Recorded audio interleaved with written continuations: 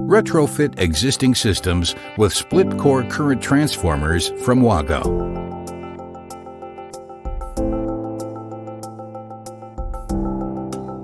You can mount the split-core current transformers on the primary conductor without interrupting the measuring cable. You can fix the split-core current transformer using the supplied cable ties.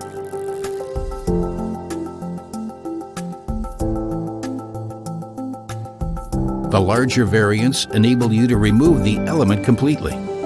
First, fit the element around the current carrying cable and then reattach the current transformer. The color-coded connection cables help you to avoid installation errors.